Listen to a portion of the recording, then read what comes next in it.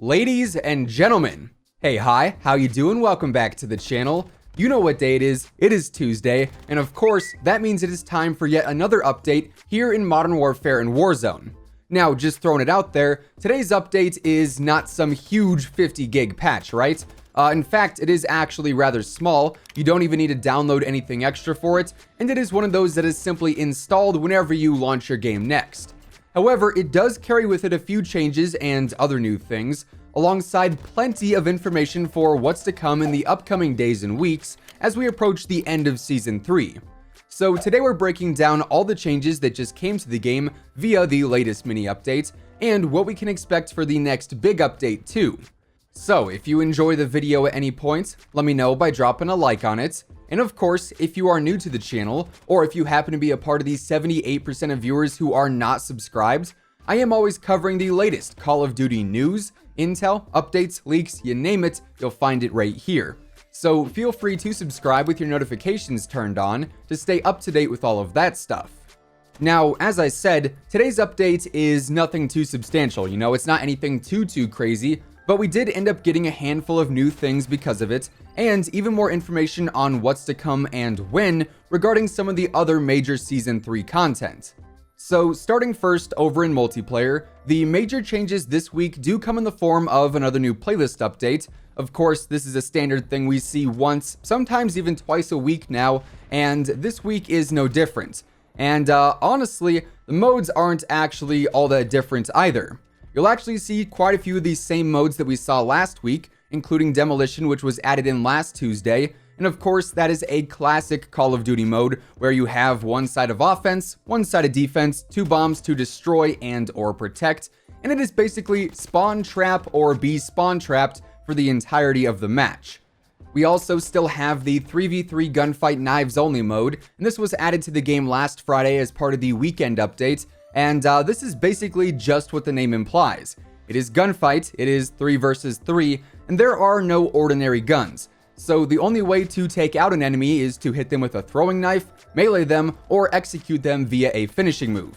Honestly, not really my cup of tea, but hey, it is definitely a twist on the regular gunfight action. Now, we also have the return of Shoot the Rusty Ship this week, and this is probably the playlist everyone is going to be the most excited about. I mean, it's no 10v10 shipment 24/7. This mode is a little more KD friendly, I guess we could say. But this is simply Rust, Shipment, and Shoot House non-stop with a handful of objective modes and deathmatch modes like TDM, Kill Confirmed, and Hardpoint to name a few. Then, alongside those playlists, we also have the more standard ones of Quick Play per usual, that's got all the basic modes. We've got Realism Mosh Pit, Standard Ground War, and also Gunfight Blueprints to round things out for this week. But we could also see another weekend update go live on Friday, so we may see some other changes added in then.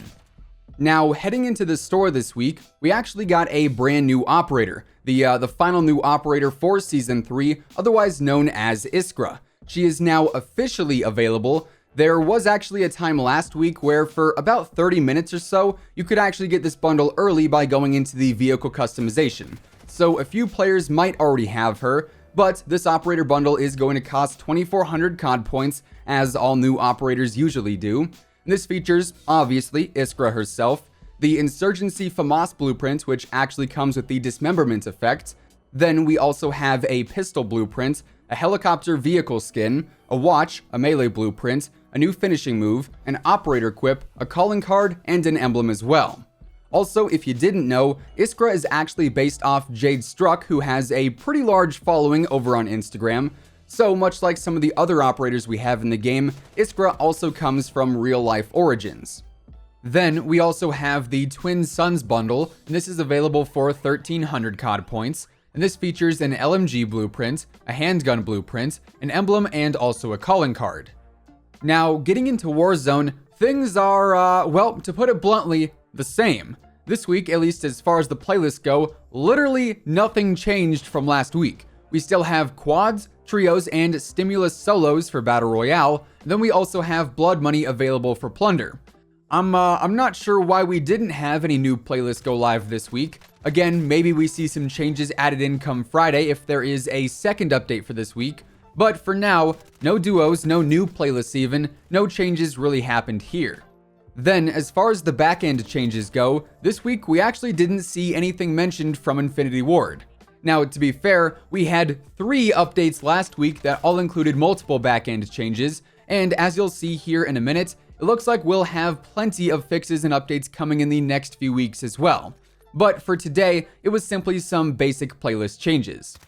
Now, while today's update really was not anything too out of the ordinary, it did bring with it some indirect confirmations regarding some of the remaining Season 3 content that we know for sure is coming to the game sometime in the next few weeks. And this also essentially confirms that next week, we should see the sequel to the first mid-season update that was a part of the 1.20 patch, as come next Tuesday or potentially Wednesday if it's another nighttime update, the 1.21 update should go live. Keyword should. It's not 100% confirmed that this is going to be the case, but we usually don't see title updates go live on back-to-back weeks. And because we know Season 4 is set to launch on June 2nd, that means we should not see a title update on May 26th. That of course would then void that whole back-to-back thing. So that means next Tuesday the 19th, or again potentially Wednesday, the next title update should be going live. And this one is apparently going to be another pretty big one. So far, we know a handful of things are going to be coming to the game with this patch, including Hard Hat, the classic MW3 map, as Joe Seacott said over on Twitter a few days back, that Hard Hat should be coming in the mid-season update. Also, little side note, we technically already had the mid-season update. It included the Obsidian camo, the Gunsmith Customs feature, all that stuff. Thus, why I'm calling this patch the sequel to the mid-season update. Anyways, it also seems Anaya Palace is going to be making a return in the mid-season update too, as Joe Seacott also said over on Twitter that he thinks it'll be returning with said update, as there was a code fix required to fix players getting on the roof of the main building. Yes, you know who you are. This is a palace after all, okay? It's not a jungle gym. We gotta have some manners, alright folks? Now, Joe Seacott also teased that something bigger is going to be coming to the game in the future as well. But here, 1, we have no time frame, no ETA on when this could be coming. And 2, we don't have any specifics on what this thing may be.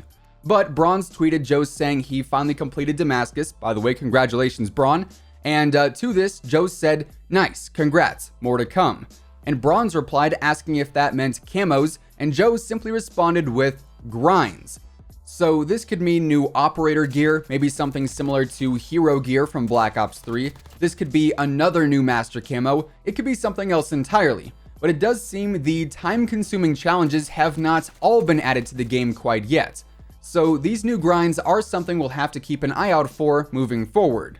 Now, speaking of things we should be looking out for, this is my totally legit segue into our breakdown of this week's Trello Board, which, as always, previews some, not all, but some of the changes and other new things that Infinity Ward is currently working on.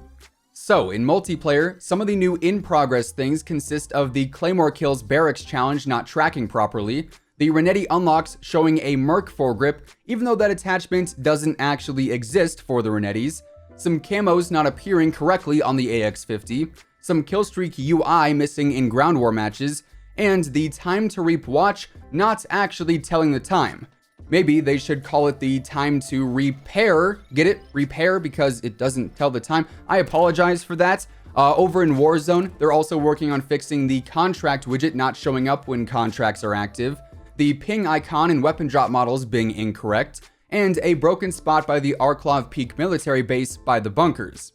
Then, as far as PC goes, really there's not too much new stuff here. It's mostly just the same dev errors and whatnot that we've covered in previous update videos, but one new addition is that of PC crashes occurring in ground war since the latest update, so that should be getting fixed here in the near future as well.